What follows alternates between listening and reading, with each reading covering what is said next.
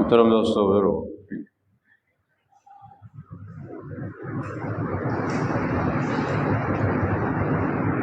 رمضان المبارک کے اختتام پر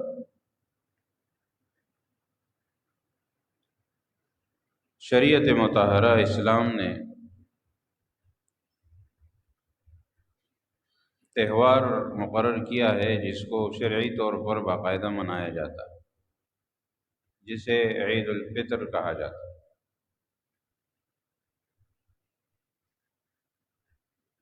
فطر افطار کو کہتے ہیں، روزے کو افطار کرنا، روزے کو کھول دینا۔ حدیث میں ہے نبی اکرم صلی اللہ علیہ وسلم نے ارشاد فرمایا کہ روزہ دار شخص کو دو خوشیاں ملتی ہیں، للصائم فرحتان۔ ایک خوشی تو اسے اس وقت ملتی ہے جب وہ افطار کرتا ہے، روزہ کھولتا ہے مغرب کے وقت۔ آپ دیکھیں گے کہ سارا سال ہم کھاتے پیتے رہتے ہیں، لیکن کھانے پینے سے جو خوشی ملتی ہے وہ سارا سال کسی بھی وقت نہیں ملتی، اتنی جتنا ہم بڑے سے بڑا پروگرام کریں، اچھے سے اچھے ہوٹل میں کھانا کھائیں، دوستوں کے ساتھ رشتہ داروں کے ساتھ بیٹھیں، اتنی خوشی نہیں ملے گی جتنی خوشی افطاری کے وقت ایک مسلمان کو ہوتی ہے۔ تو خاص کر جتنا روزہ سخت ہوتا ہے، اس سخت روزے کے بعد روزہ کھولنے پر جو خوشی ہوتی، تو ایک فرمایا رسول اللہ صلی اللہ علیہ وسلم نے کہ روزہ دار کو ایک تو یہ خوشی ملتی، اور دوسری خوشی فرمایا کہ روزہ دار کو اس وقت ملے گی جب یہ اللہ تبارک و تعالی سے ملاقات کرے گا، موت کے وقت۔ حالانکہ موت تو ناپسندیدہ چیز ہے، انسان ہو، جانور ہو، کوئی بھی مخلوق ہو، جاندار مخلوق ہو، اس میں سے جب جان نکالی جاتی ہے، نکلتی ہے، تو وہ اس کو پسند نہیں کرتا۔ لیکن فرمایا کہ روزہ دار شخص جب اس کو موت آئے گی، اللہ سے اس کی ملاقات ہوگی، اس وقت بھی اسے بہت بے پناہ خوشی حاصل ہوگی۔ یہ دو خوشیاں اللہ تبارک و تعالیٰ نے روزہ دار کے لیے رکھی ہے، جس کا مقصد یہ ہے حدیث کا کہ ایک تو آپ کو خوشی مل رہی ہے افطار کے وقت جب آپ روزہ کھول رہے ہیں، لیکن اصل میں جو آپ کو بدلہ ملے گا اس روزے کا، اصل میں اس روزے کے بدلے میں جو آپ کچھ ملے گا وہ دنیا میں نہیں ملے گا، وہ آخرت میں ملے گا۔ کیونکہ روزہ دار شخص جو ہے اسے خوشی اور خوشخبری آخرت میں ہی اصل میں ملتی ہے۔ دنیا کا جو بھی نیک عمل ہے اس کا بدلہ اصل میں دنیا میں نہیں ملتا، اصل بدلہ آخرت میں ملتا ہے۔ دنیا میں تو اس بدلے کا ایک نمونہ مل جاتا ہے، جس سے معلوم ہوتا ہے کہ آپ کو اس عمل کا بدلہ آخرت میں ملے گا، لیکن اس کا ایک عکس اور ایک نمونہ ابھی دیکھ لو۔ چنانچہ جب روزہ کھولتا ہے کوئی شخص روزہ دار، اس کو جس طرح خوشی ہوتی ہے، یہ اشارہ ہے اس بات کی طرف کہ اس سے زیادہ خوشی آپ کو آخرت میں ملے گی، اس سے زیادہ خوشی آپ کو موت کے وقت ملے گی، اور اس سے زیادہ خوشی آپ کو اللہ تبارک و تعالیٰ سے ملاقات کے وقت ملے گی۔ اس کا مطلب یہ ہوا کہ اگر اللہ سے ملاقات کا شوق ہے اور اللہ تبارک و تعالیٰ سے ملاقات کو خوشگوار بنانا ہے اور شوق سے اللہ کے حضور پیش ہونا ہے، تو پھر آپ کو روزہ دار ہونا چاہیے۔ روزہ دار شخص کے لیے یہ سہولیات حاصل ہے، بلکہ جو بھی شخص صحیح معنوں میں مومن ہو اس میں تمام نیک اعمال آ جاتے ہیں، لیکن روزہ دار اللہ کے ہاں بہت زیادہ مقرب ہے، اس لیے کہ حدیث میں آتا ہے الصوم لی، فرمایا رسول اللہ صلی اللہ علیہ وسلم نے روزہ میرے لیے ہے، یعنی بندہ جب روزہ رکھتا ہے تو وہ خالص میرے لیے رکھتا ہے، کوئی دکھلاوا نہیں، کوئی ریا کا کوئی امکان نہیں۔ جب تک زبان سے نہ کہے کوئی شخص کہ میرا روزہ ہے، کسی کو پتہ بھی نہیں چلتا اس کا روزہ ہے۔ چنانچہ ایک شخص اکیلے کمرے میں ہوگا، اس کو سخت پیاس لگی ہوئی ہے، فریج میں پانی کی ٹھنڈی بوتل پڑی ہوئی ہے، پانی کی کمی نہیں ہے، ٹھنڈے پانی کی شارٹیج نہیں ہے، کوئی دیکھنے والا بھی دنیا میں انسانوں میں مخلوقات میں نہیں ہے، بند کمرے میں ہے، پیاس اور بھوک بھی لگی ہے اور کھانے پینے کی چیزیں بھی موجود ہیں، لیکن اس کے باوجود روزہ دار اس کو ہاتھ نہیں لگا سکتا۔ تنہائی میں، اکیلے میں، یہی وہ اللہ کا خوف ہے، یہی وہ اللہ کا ڈر اس کے دل میں ہے، اور یہی روزہ ہے جو اللہ کے لیے۔ اسی لیے اللہ فرماتے ہیں کہ روزہ دار جو کچھ کرتا ہے وہ میرے لیے کرتا ہے، وہ کسی کے ڈر سے، کسی کے خوف سے نہیں کرتا، بلکہ میرے ڈر اور خوف سے اس کی خلاف ورزی نہیں کر رہا ہے، اس روزے کو رکھ رہا ہے۔ تو فرمایا کہ اس لیے اس کا بدلہ میں خود دوں گا۔ اور اللہ تبارک و تعالیٰ جب کسی عمل کا بدلہ دے گا، قرآن کریم میں کچھ اعمال ایسے ہیں جس کے متعلق آیا ہوا ہے کہ وہ اس ترازو میں نہیں تولے جائیں گے، یعنی اس کا بدلہ اس چیز کے حساب سے نہیں ہوگا، بلکہ اللہ تعالیٰ اپنی طرف سے دے گا۔ اس میں سے ایک روزہ ہے، فرمایا صوم لی، روزہ وانا اجزی بھی، اللہ تعالیٰ فرماتے ہیں کہ روزہ میرے لیے، میں ہی اس کا بدلہ دوں گا۔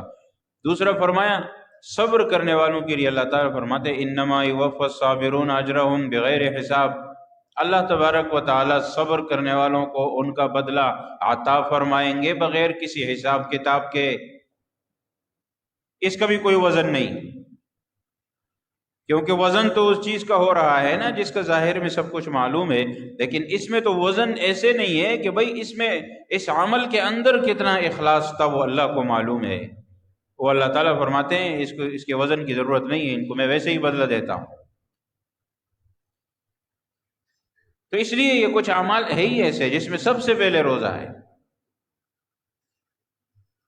جس کا اجر اللہ تبارک و تعالیٰ اپنے فضل و کرم سے، اپنی ذات کی طرف سے اور اپنے شان کے مطابق دے گا، بندے کے عمل کے مطابق نہیں، اپنے شان کے مطابق۔ بندے کا عمل، انسان کمزور ہے، ہمارے روزے کیسے ہوتے ہیں ہمیں پتہ ہے، لیکن کمزور ہے انسان، اللہ تعالیٰ فرماتے ہیں میں اپنے حساب سے دوں۔ دوسری چیز یہ جو حدیث میں آتا ہے کہ روزہ دار کو دو خوشخبریاں ملتی ہیں، دو خوشیاں ملتی ہیں، ایک دنیا اس کے وقت، افطار کے وقت، اور ایک موت کے وقت ملے گی۔ تو افطار بھی دو طرح کا ہوتا ہے، ایک افطار اور فطر وہ ہے جو ہم روزانہ کرتے ہیں، ہر مغرب کو روزہ افطار کرتے ہیں، روزہ کھولتے ہیں، اس وقت بھی ہمیں خوشی حاصل ہوتی ہے۔ لیکن ایک اور افطار یہ ہوتا ہے کہ جب مہینہ مکمل ہو جاتا ہے اور ہم روزہ کھولتے ہیں تو وہ بھی فطر ہے، اسی کو عید الفطر کا دن کہتے ہیں، اور اس دن بھی مومن کو خوشی حاصل ہوتی ہے کہ الحمدللہ میں نے رمضان المبارک کے روزے رکھے۔ یہ ایسے لوگوں کے لیے ہے۔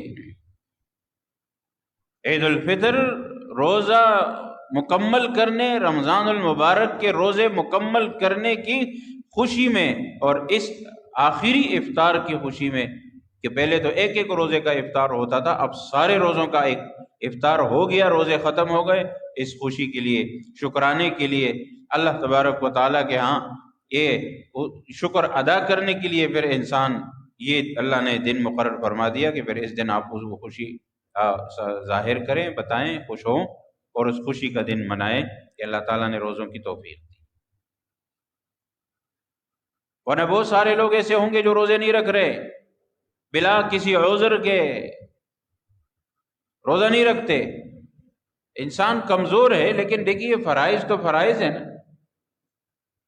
یہ انسان اگر اس کو ڈاکٹر منع کرتا ہے کہ یہ چیز استعمال نہیں کرنی، حلال چیز ہے لیکن آپ کو نہیں کھانی، آپ کو نقصان ہوگا، تو اس سے اپنے آپ کو روکتا ہے۔ ڈائٹ کا پلان بناتا ہے، ڈاکٹر لکھ کے دیتے ہیں آپ کو یہ نہیں کھانا، یہ نہیں کھانا، آپ کو اس سے علاج کرنا ہے۔ پھر آپ دیکھیں گے، ٹھیک ہے ہم لوگ تو اس میں بھی کمزور ہیں، لیکن جو لوگ واقعی اپنے صحت کا خیال رکھتے ہیں وہ پھر باقاعدہ ان کے سامنے مینیو ہوتا ہے کہ آپ کو یہ کھانا ہے، یہ نہیں کھانا، وہ پھر اپنے آپ کو اس چیز سے بچاتے ہیں۔ وہ کہتے ہیں کہ اس سے میرا وزن بڑھ جائے گا، اس سے میری رنگت خراب ہو جائے گی، اس سے جو ہے میرا بلڈ پریشر، شوگر ہائی ہو جائے گا، اور ان چیزوں سے میری صحت پر برا اثر پڑے گا۔ چنانچہ وہ ڈاکٹر کے کہنے پر ان حلال چیزوں سے اپنے آپ کو روک لیتا ہے، وہ روزہ رکھ لیتا ہے۔ لیکن اللہ کے حکم پر جس چیز سے آخرت کا نقصان ہے، جس چیز سے اللہ کی نافرمانی ہو رہی ہے، اور آج تو یہ ثابت ہو چکا ہے کہ روزہ رکھنے میں فائدے ہیں اور نہ رکھنے میں نقصانات ہیں، دنیا کے بھی ہے، یہ ثابت ہو چکا ہے۔ اس کے باوجود بھی وہ نہیں کر رہا، کیونکہ اللہ کا حکم، اس کی اہمیت نہیں ہے اس کے دل میں۔ یہ مومنین ہم مسلمان اس معاملے میں کمزور ہیں، لیکن بہرحال جب اصل کے اندر خوشی ان لوگوں کی ہے جو روزہ رکھنے والے ہیں، ان لوگوں کو کہتے ہیں جن لوگوں کے پاس لباس نہیں ہے، کپڑے نہیں ہے، کھانے پینے کی اشیاء نہیں ہے، تو وہ کہتے ہیں کہ ہم نئے جوڑے، نئے کپڑوں، نئے لباس کے بغیر کیسے عید منائیں گے؟ ان کو شرم آتی ہے۔ فرمایا شرم ان لوگوں کو نہیں آنی چاہیے جو کپڑوں کے بغیر عید منا رہے ہیں، شرم ان کو آنی چاہیے جو روزوں کے بغیر عید منا رہے ہیں، ان کو شرم آنی چاہیے کہ اللہ نے آپ کے لیے عید نہیں رکھی۔ سیدھی بات ہے، جو بغیر عذر روزے چھوڑ رہا ہے اس کو شرم آنی چاہیے، اس کو عید نہیں منانی چاہیے۔ وہ کس خوشی میں عید منا رہا ہے؟ خوشی تو ان کو ہے جنہوں نے روزے رکھے، اللہ کے احکام پر چلے پورے رمضان المبارک، ان کے لیے خوشی ہے، اور جنہوں نے نہیں رکھے ان کے لیے کوئی خوشی کی بات ہے ہی نہیں، ان کے لیے تو افسوس کا مقام ہے، ان کے لیے تو یہ ماتم کا افسوس کا دن ہے کہ رمضان المبارک کے روزے، اللہ کا حکم آپ نے کھلم کھلا اس کو چھوڑ دیا اور اس کے خلاف چلے، آپ کس چیز سے کون سی خوشی منا رہے ہیں؟ تو اس لیے یہ خوشی جو دوسری والی خوشی ہے، عید والی، عید الفطر والی، یہ اسی طرح کی خوشی ہے جو اللہ تبارک و تعالی ہر روز ہمیں نصیب فرماتے ہیں، تو پھر آخر میں ایک دفعہ مکمل یہ خوشی ہمیں ملتی ہے، اور اسی خوشی کی بنیاد پر عید کا دن مقرر کیا گیا ہے۔ ہر مذہب میں تہوار ہوتے ہیں، ہندوؤں کے ہاں بھی ہیں، سکھوں کے ہاں بھی ہیں، عیسائیوں کے ہاں، یہودیوں کے ہاں، آتش پرست اور مجوسی وغیرہ وغیرہ سب مناتے ہیں، لیکن ایک تو یہ کہ ان کے تہوار سال بھر بہت سارے ہوتے ہیں، بہت سارے مختلف ہیلوں بہانوں سے ان کے تہوار آتے رہتے ہیں، اور دوسرا یہ کہ ان کے جو تہوار ہوتے ہیں وہ اپنی خوشی منانے کے لیے ہوتے ہیں، ذاتی خوشی منانے کے لیے ہوتے ہیں، اور تیسرا یہ کہ ان کے تہواروں میں کوئی قیود نہیں ہوتی کہ بھئی آپ کو یہ تہوار کس بنیاد پر منانا ہے، آپ کے لیے حد کیا ہے، آپ کے لیے کن حدود اور کن قیود اور کن شرائط کے دائرے کے اندر آپ کو منانی ہے۔ اسلام کے تہواروں میں فرق ہے، اسلام میں صرف 2 تہوار ہیں سال میں، چھوٹی عید، بڑی عید، عید الفطر، عید الاضحیٰ۔ دوسری چیز یہ ہے کہ اسلام میں جو تہوار منائے جاتے ہیں ان تہواروں میں حدود ہیں کہ آپ کو یہاں بھی ہم خوشی منائیں گے لیکن شریعت کے دائرے سے باہر نہیں نکلیں گے، یہ نکلنا ہمارے لیے جائز نہیں ہے، شریعت کے دائرے کے اندر رہنا ہے۔ یہ مطلب نہیں ہے کہ آج خوشی کا دن ہے تو ہم ناجائز کام کرنے لگ جائیں، بے حیائی، فحاشی، اوریانی، گانے باجے، ڈھول تماشے، یہ خوشی کا مطلب نہیں ہے۔ اللہ کے رسول صلی اللہ علیہ وسلم نے عید منائی، صحابہ کرام نے منائی، وہ عیدیں، وہ خوشی کیسے مناتے تھے؟ اللہ کا شکر ادا کر، اللہ کی عبادت سے دن شروع ہو رہا ہے، ہم جمع ہو کر اللہ کے سامنے سر بسجود ہوں گے، یہ ہوتی ہے خوشی۔ یہ کون سی خوشی ہے کہ انسان کھلم کھلا باہر ڈیگ لگا کے، گانے باجے لگا کے سن رہا ہے، دوسروں کو سنا رہا ہے، گاڑیوں میں جا رہا ہے، آ رہا ہے، اور پھر اگر کوئی سیر سپاٹے تفریح کے لیے بھی جاتا ہے شرعی حدود میں یہ بھی جائز ہے، کوئی کسی پکنک پہ جاتا ہے شریعت کی حد میں یہ بھی جائز ہے، لیکن اس کا مطلب یہ نہیں ہے کہ اس میں انسان گناہ کا ارتکاب کرے، اور وہ بھی کھلم کھلا گناہ کا ارتکاب شروع کر دے۔ آج کا مسلمان ہی سب سے پہلے دین کو توڑتا ہے، اللہ کے احکام کو اور پیغمبر کے طریقے کو توڑنے والا، اس کا مذاق اڑانے والا اور ان احکام کو پاؤں کے نیچے روننے والا سب سے پہلے ہم مسلمان ہیں۔ پھر کہتے ہیں دوسرے لوگ اسلام کی توہین کر رہے ہیں، قرآن کی توہین کر رہے ہیں، وہ تو کرتے ہوں گے، ہم نہیں کرتے۔ کیا ہمارے ہاں ایسا نہیں ہوتا کہ عدالت میں قرآن پر ہاتھ رکھ کر اور قسم کھا کر جھوٹ نہیں بولا جاتا؟ عدالت سے باہر قرآن کریم کے اوپر جھوٹ نہیں بولا جاتا؟ کیا قرآن ہمارے عمل میں، ہماری زندگی میں آیا، ہم نے اس پر عمل کیا، اس کے تقاضوں کو پورا کیا؟ جب اس کا جواب نہ میں ہے تو اس کا مطلب یہ ہے کہ قرآن کا احترام ہم نے کون سا کیا؟ صرف احترام اس بات کا نام ہے کہ انسان اس کو بوسہ دے، چومے اور کسی اونچے طاقچے میں رکھے اور سارا سال اس کو پڑھے ہی نہیں سرے سے۔ ہم تو تلاوت تک نہیں کرتے، احکام پر عمل تو دوسری بات ہے۔ تو قرآن کریم پر عمل اسلام مسلمان اس کے لیے یہ ہے کہ بھئی سب سے پہلے تو ہم خود توڑ رہے ہیں، پھر دوسروں سے کیا گیلا کرنا ہے۔ اس لیے یہ جو افطار اصغر ہوتا ہے، جو روزانہ افطار ہوتا ہے، اس کو چھوٹا افطار کہتے ہیں، اور جو عید کے دن سارے روزے ختم ہونے کے بعد افطار ہوتا ہے، اس کو افطار اکبر کہتے ہیں۔ یہاں پر آ کر اللہ کی نعمت مکمل ہو جاتی ہے کہ رمضان المبارک کے روزے ہم رکھ لیتے ہیں، اور جس کو کوئی عذر لاحق نہ ہو، جس کو کوئی بیماری تکلیف لاحق نہ ہو، اور کوئی ایسی بات نہ ہو جس نے مکمل روزے رکھے بغیر عذر کے نہیں چھوڑا، وہ لوگ پریشان نہ ہوں جن کو کوئی عذر ہے۔ ان لوگوں کا مسئلہ نہیں ہے جو بیچارے بیمار ہیں، ان کا عذر ہے، وہ روزے رکھ نہیں سکتے، ان کے دل میں خواہش ہے، شوق ہے، جذبہ ہے، ساری زندگی انہوں نے رکھے ہیں، لیکن رمضان المبارک میں کسی عذر کی بنیاد پر نہیں رکھ پا رہے۔ ایسے لوگوں کے لیے بات نہیں ہو رہی، وہ تو اللہ کے نیک بندے ہیں اور انہوں نے ساری زندگی روزے رکھے، اور اب بھی جب ان کو تکلیف نہیں ہوتی تو وہ رکھتے ہیں، لیکن بیچارے بیمار ہیں، مجبور ہیں، معذور ہیں۔ اللہ تبارک و تعالیٰ کسی پر زیادہ تکلیف نہیں ڈالتا اس کے بس سے باہر۔ جب اس بیچارے کے بس میں ہی نہیں ہے تو بس اللہ کی طرف سے معافی ہے۔ یہ بات، یہ وعید ان لوگوں کے لیے ہے جو بغیر عذر کے، بغیر کسی وجہ کے، اچھے خاصے طاقتور، تندرست و توانات اور ہٹے کٹے ہونے کے باوجود بھی روزے نہیں رکھ رہے۔ آپ دیکھیں گے اے سی دفاتر میں، ایئر کنڈیشن لگے ہوئے ٹھنڈے کمروں میں، ٹھنڈے دفاتر میں، گھر میں اے سی لگا ہوا ہے، گاڑی میں اے سی لگا ہوا ہے، دفتر میں اے سی لگا ہوا ہے، کرسی پر بیٹھ کر کام ہے، کوئی دقت نہیں ہے، کوئی محنت مزدوری پسینے کا کام نہیں ہے، اس کے باوجود بھی جو نہیں رکھتا وہ نہیں رکھتا۔ کہتے ہیں کون رکھے گا؟ ہم سے برداشت نہیں ہوتا، ہم سے تکلیف برداشت نہیں ہوتی، بھوک برداشت نہیں ہوتی، پیاس برداشت نہیں ہوتی۔ یہ ایمان کی کمزوری ہے۔ میں نے عرض کر دیا نا، جہاں ضرورت ہوتی ہے وہاں کیسے بھوک پیاس برداشت کرتے ہیں۔ تو اس لیے بہرحال میں عرض کر رہا ہوں کہ یہ اسلامی جو تہوار ہیں نا وہ مختلف ہیں۔ اسلام کے تہوار میں ایک دو ہی ہیں، دوسرا یہ ہے کہ وہ غیر مسلموں کے تہوار میں یہ بھی فرق ہوتا ہے کہ وہ تہوار کو کسی واقعے کے ساتھ جوڑتے ہیں، کہ پرانے زمانے میں کوئی واقعہ ہوا، جیسے عیسائی کہتے ہیں کہ کرسمس عیسیٰ علیہ السلام کی پیدائش کا دن ہے، حالانکہ یہ صحیح نہیں ہے، لیکن ان کے ہاں یہ بات مشہور ہے، تو وہ اپنے حضرت عیسیٰ علیہ السلام کی طرف منسوب کر کے اس دن کے حوالے سے عید مناتے ہیں۔ اور دوسرے اقوام میں بھی یہ ہے کہ وہ کسی پرانے واقعے کی بنیاد پر کوئی دن مناتے ہیں۔ اسلام میں ایسا نہیں ہے۔ عید الفطر کے دن کوئی واقعہ نہیں ہوا ہے کہ کوئی واقعہ ہوا تھا اور اس بنیاد پر عید الفطر منائی جا رہی، نہیں، واقعہ یہی ہے کہ آپ نے روزے مکمل کیے اور آپ اس کی خوشی منا رہے ہر سال۔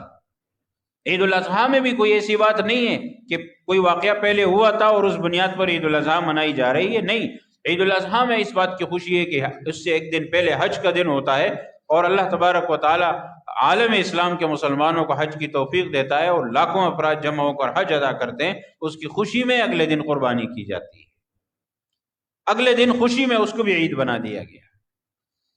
اسلام میں اور ان لوگوں میں ایک تو یہ فرق ہے۔ دوسرا میں نے عرض کر دیا کہ یہاں حدود ہے، یہاں دائرہ ہے، اس سے باہر نہیں نکلنا۔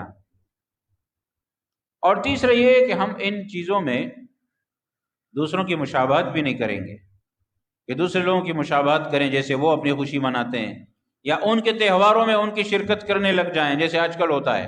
ہندوؤں کا تہوار ہے ہولی منانا اور دیوالی منانا، اور اس طرح کے اور بہت سے تہوار ہوتے ہیں، کئی وہ ایک دوسرے پر رنگ پھینکتے ہیں تو کئی ایک دوسرے کو پتہ نہیں وہ کس کس طریقے سے وہ یہ تہوار مناتے ہیں۔ ہمارے مسلمان بھی ان کے ساتھ شامل ہو جاتے ہیں۔ آپ کو یہاں ہمارے یہاں ایسا کوئی طبقہ ملے گا، یہ جو بڑے اپنے آپ کو ایلیٹ کلاس، اونچے کلاس کے لوگ، ممی ڈیڈی والے کہتے ہیں، ان کو کیا شوق ہوتا ہے ان برگروں کو، یہ برگر جا کر ان کے ساتھ عید منا رہے ہوتے ہیں۔ نماز پڑھنے مسجد نہیں آئیں گے، روزہ رکھنے کی ان کو توفیق نہیں ہوگی۔ ہمارے عید والے دن آخری صف میں مشکل سے آ کے نکل جائیں گے، نہیں پڑھیں گے، نہ عید کی نماز کی فکر ہے، نہ دوسری نمازوں کی فکر ہے، لیکن جب غیر مسلموں کا تہوار منایا جا رہا ہے تو جا کر ان میں گھس جاتے ہیں، کہتے ہیں بھائی اس میں کیا ہے، خوشی کا دن ہے۔ وہ کون سی خوشی کا دن ہے بھائی؟ وہ تو ان لوگوں کے لیے خوشی کا دن ہے، آپ کے لیے، ہمارے لیے خوشی کا دن وہ نہیں ہے، اور نہ ہمارے لیے جائز ہے کہ ہم غیر مسلم کے تہواروں میں ان کے ساتھ شرکت کریں۔ یہاں تو میری کرسمس منایا جاتا ہے، یہ عیسائیوں کی عید ہے، وہ میری کرسمس کے مبارکباد دے رہے ہیں، ان کا مذہبی مسئلہ ہے، اور ایک مسلمان ان کو گھس کر ان مذہبی خوشی ان کے ساتھ منا رہا ہے۔ کہاں گیا اس کا ایمان؟ اگر اس میں ایمان ہوتا اور ایمان ایمان کی طرح ہوتا تو یہ کبھی غیر مسلم کے ساتھ، اس کی غیرت کا تقاضا یہ ہے کہ ان کے ساتھ نہیں مناتا۔ مسلمان آپ نے دیکھا ہے کہ غیر مسلم قربانی کر رہا ہے، یا اور غیر مسلم اسی طرح عید کے دن آ کر ہماری عیدگاہ میں ہمارے ساتھ شریک ہو رہا ہے، نماز میں یا مسجد میں، یا وہ ہماری والی قربانی کا عمل کر کے بڑی عید منا رہا ہے ہمارے ساتھ؟ نہیں مناتے۔ غیر مسلم ہمارے ساتھ نہیں مناتے، ہمیں کیا پڑی ہوئی کہ ان کے ساتھ منا رہے ہیں؟ ہمارے اپنے دن اللہ نے ہمیں دیے ہیں، عید الفطر کا دن ہے، عید الاضحیٰ کا دن ہے۔ تو یہ جو عید کا دن ہوتا ہے، ایک یہ اللہ کی طرف سے یوم الجائزہ ہے، جو رات ہوتی ہے عید کی وہ لیلۃ الجائزہ ہے، وہاں اللہ تبارک و تعالیٰ پورے مہینے کا انعام دیتے ہیں، تنخواہ دیتے ہیں۔ جیسے مزدور کو آخری دن تنخواہ ملتی ہے، اسی طرح فرمایا کہ آخری رات اور آخری دن مزدور کو تنخواہ ملی ہے جس نے پورا رمضان اللہ کی عبادت کی، روزے رکھے، قرآن پڑھا، تراویح سنی، پڑھی، بڑھائی، جتنے بھی عبادات، اعتکاف کیے، نیک اعمال کیے، لیلۃ القدر کے لیے کوششیں کی اور راتیں گزاری، یہ سب کا بدلہ ملتا ہے۔ اور لیلۃ الجائزہ جو عید کی رات ہوتی ہے یا عید کا دن ہوتا ہے، جو انعام کا دن ہے، وہ انعام کے دن ہم غائب ہو کر جا کر وہاں گناہوں کے دلدل میں پھنس جاتے ہیں۔ کہ اللہ تبارک و تعالیٰ جب تنخواہ دینے پہ آیا، مزدوری دینے کا وقت آیا، اجرت دینے کا، ثواب دینے کا وقت آیا، تو مسلمان غائب، مسلمان جا کے کہیں کسی کلفٹن اور کسی دوسری سیر و تفریح کے فضول مقامات کے ساحل پر بیٹھا ہوا، وہاں پر گناہ کا مرتکب ہو رہا ہے، اور یہاں اس کے لیے روزی، اس کی ثواب تقسیم ہو رہا ہے، یہاں اس کو اس کے اعمال کا بدلہ مل رہا ہے۔ لیکن وہ کون سا مزدور ہوگا کہ جو سارے مہینہ مزدوری کرے اور تنخواہ کے ٹائم غائب ہو جائے؟ یہ عقل کی بات ہے۔ تو اس لیے اللہ تبارک و تعالی اس دن ہمیں، یہ جو دن ہوتا ہے، اس دن اللہ تبارک و تعالیٰ اس کا اجر دیتا ہے، لہٰذا یہاں خوب اللہ کی طرف متوجہ ہونا ہے۔ اللہ تبارک و تعالیٰ کی عبادت کرنی ہے، عبادت سے دن کی ابتدا ہوتی ہے۔ اسلام میں یہ ہے کہ آپ شکر کرو، وہ بھی عبادت کے طریقے سے کرو۔ آپ شکر کرو، اللہ کا شکر ادا کرو، عبادت کر کے ادا کرو۔ ناچ گانے اور گانے باجے اور ڈانس اور رقص اور سرود اور شراب اور کباب، اس سے اللہ کا شکر ادا نہیں ہوتا، اس سے تو اللہ اور غضب میں آئے گا اور ہمارا نقصان ہوگا۔ بھائی اسلام نے آپ کو تفریح کی اجازت دی ہے، لیکن جائز تفریح، لہذا یہ بات ہم سب سن لیں اور ذہن میں بٹھا دیں کہ ہم تفریح ضرور رکھیں، ہم اپنا دل بہلانے اور خوشی کے لیے یار دوست اور محفل، اور میں نے عرض کیا کہ پکنک سیر و تفریح کی حد تک کریں، لیکن اپنے ایمان کو بچا کے رکھیں۔ رمضان گیا، ایمان نہیں گیا۔ جب رمضان چلا جاتا ہے تو رمضان کے ساتھ ہم، اللہ معاف کرے، ایمان بھی رخصت کر دیتے ہیں، نیک اعمال بھی رخصت کر دیتے ہیں، اور وہ جو ہم اللہ کی طرف متوجہ ہو رہے تھے، ہم وہ جذبہ، وہ شوق، وہ بھی رخصت کر دیتے ہیں۔ لہٰذا یہ بات دل میں بٹھا کے رکھیں کہ رمضان گیا ہے، ایمان نہیں گیا، اسلام نہیں گیا، قرآن نہیں گیا، اللہ بھی وہی ہے، دین بھی وہی ہے، اور وہ احکام آج بھی ہماری طرف ہے، آئندہ بھی ہم اس کو بجا لاتے رہیں گے۔ نہیں کریں گے تو نقصان سب کے سامنے ہے۔ اس لیے بہرحال ان باتوں کا خیال رکھا جائے۔ عید الفطر کے دن ان تمام باتیں، یہ جو ہمارے سامنے کوئی نئی بات نہیں ہے، بس شریعت، دین اسلام جو ہے اسی کے مطابق وہ دائرہ شریعت نے رکھ دیا ہے۔ غمی ہو، خوشی ہو، عید ہو، کوئی اور موقع ہو، کوئی بھی موقع، اسلام نے سیدھے سیدھے بتا دیا کہ آپ کو اپنے حدود اور لمٹ جو اسلام نے مقرر کی اسے نکلنا نہیں۔ اس لیے ان باتوں کا خیال رکھنا چاہیے۔ رمضان المبارک کے بعد عید الفطر کے لیے مسلمانوں کو عیدگاہ میں جمع کیا جاتا ہے کہ اگر گنجائش ہے تو آپ عیدگاہ میں تشریف لے جائیں اور وہاں عیدگاہ میں سارے جمع ہو، جس کی وجہ سے مسلمانوں کی اہمیت، مسلمانوں کی طاقت اور مسلمانوں کی اجتماعیت کا لوگوں کو پتہ چلے۔ کیونکہ اسلام انفرادی مذہب تو ہے نہیں کہ آپ کسی کونے میں غار میں بیٹھ کر عبادت کریں، مسجد کے کونے میں بیٹھ کر کریں۔ اسلام اجتماعی دین ہے، اجتماعی مذہب ہے، اور اجتماعی طور پر اسلام دعوت دیتا ہے سب کو، اور مسلمان جب اکٹھے ہوتے ہیں، مجتمع ہوتے ہیں، تو اس کا پتہ چلتا ہے، اور پھر مسلمانوں کی طاقت قوت سب کے سامنے ہوتی۔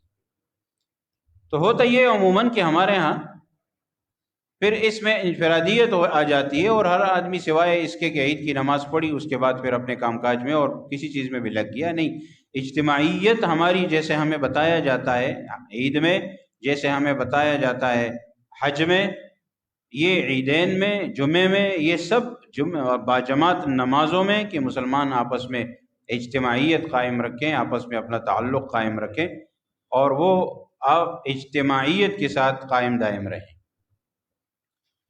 اور پھر یہ ہے کہ انسان اپنے اعمال پر نظر رکھے کہ میں جو اعمال ہے وہ میں نے کیسے کیے، رمضان میں کیسے کیے، اس کے بعد کیسے کر رہا ہوں، ساری زندگی میں کیا کرتا ہوں، کس قسم کے کام کرتا ہوں، یہ ساری چیزیں اس کے سامنے ہوں۔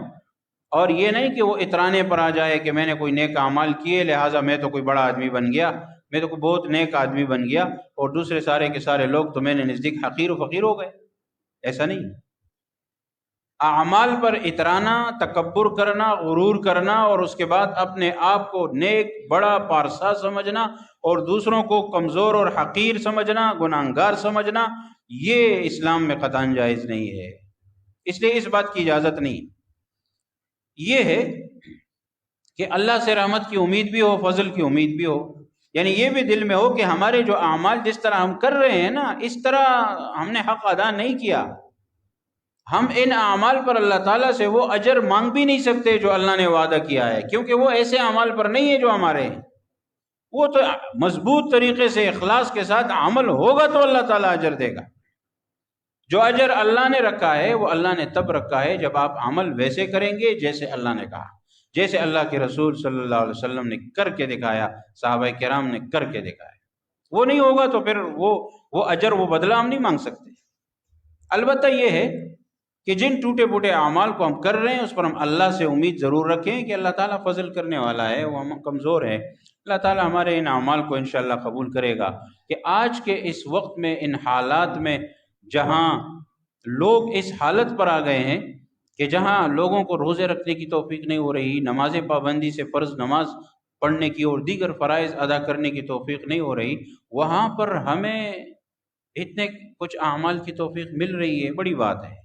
اگر مل رہی ہے تو اس پر اللہ کا شکر ادا کیا جائے اور اللہ سے فضل کی امید رکھی جائے۔ انشاءاللہ اللہ تعالیٰ فضل اور احسان کرتا ہے، اور اللہ تعالیٰ اسی احسان کے وجہ سے اللہ تعالیٰ ہمیں دے گا، اس کا بدلہ دے گا، دنیا میں بھی دے گا، آخرت بھی دے گا۔ نا امید نہیں ہونا چاہیے۔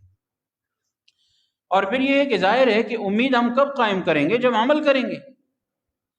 عمل ایسے امید نہیں ہوتی اللہ تعالیٰ سے کہ انسان نیک عمل کر نہیں رہا اور امید قائم کیے ہوئے کہ اللہ تعالیٰ بدلہ دے گا، جنت دے گا، دنیا میں اچھا بدلہ ملے گا، آخرت میں ملے گا، اور عمل نہیں کرتا، بلکہ الٹا بدعملی کرتا ہے، غلط اعمال میں مصروف ہے، دین کو چھوڑا ہے، دین پر عمل نہیں کر رہا۔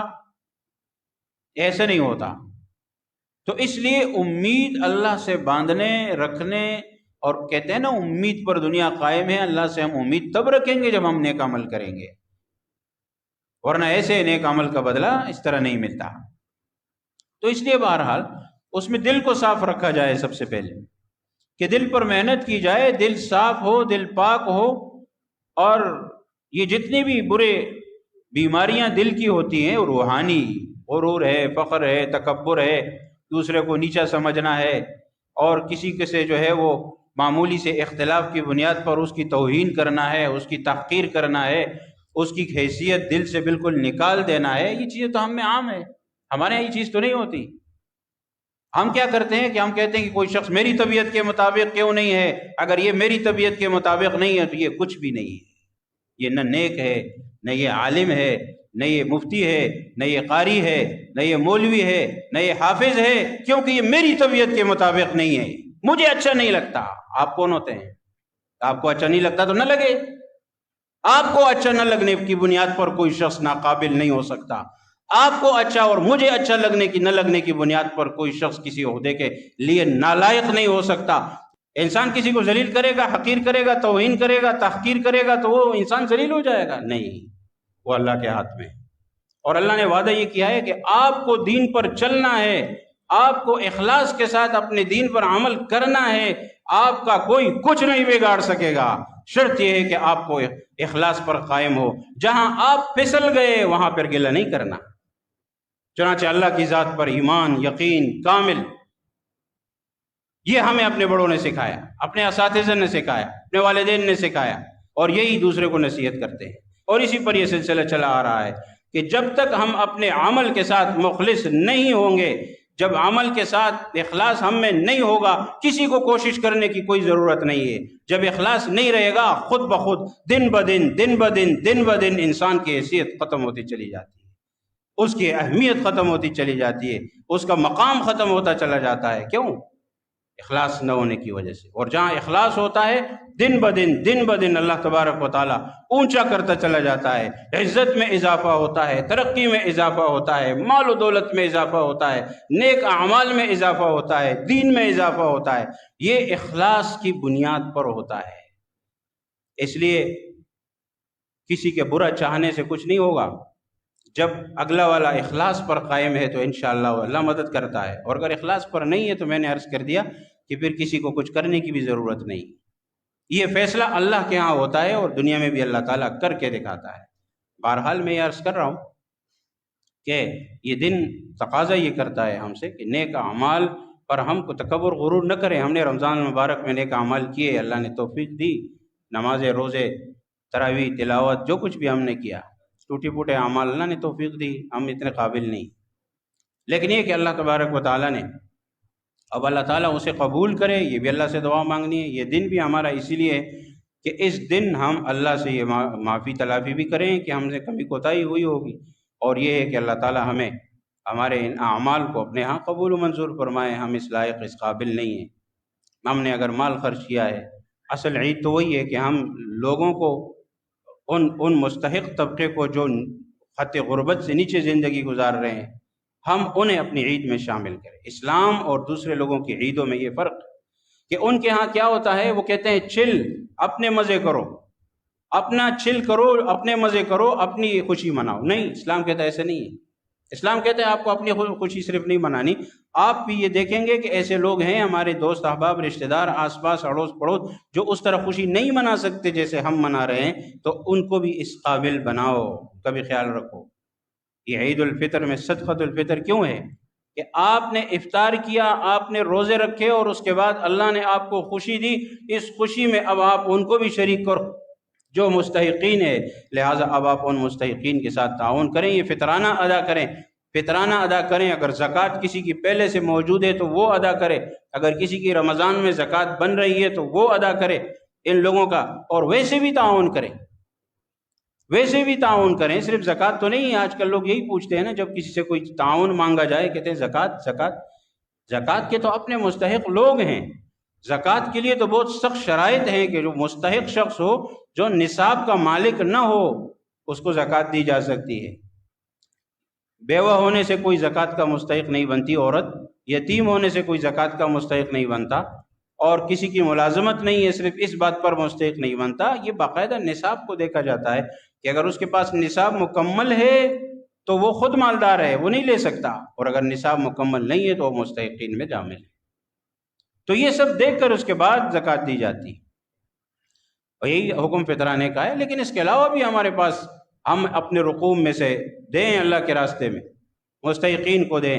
جہاں جہاں ہمارے ہاں جس قسم کی بھی دین کا کام ہو رہا ہے، جس ترتیب سے بھی دین کے کام میں، دین کے معاملات، دین کے شعبوں میں اس کو رکھیں، تعاون رکھیں اپنا جاری، اور مستحقین ہر طبقے میں مل جائیں گے. لیکن میں نے عرض کیا تھا کہ تسلی اور اطمینان کے ساتھ آپ مستحق کو ڈھونڈیں، تلاش کریں، مطمئن ہوں، اس کے بعد ادا کریں. اس میں کوئی پابندی نہیں. ہو سکتا ہے دو لوگوں کے ترتیب میں اختلاف ہو، ایک کہے کہ جی میرے نزدیک تو یہ مستحق ہے، دوسرا کہے میرے نزدیک وہ مستحق ہے. ٹھیک ہے، ہم تو اپنے گھر میں بھی کسی کو یہ نہیں بتا سکتے.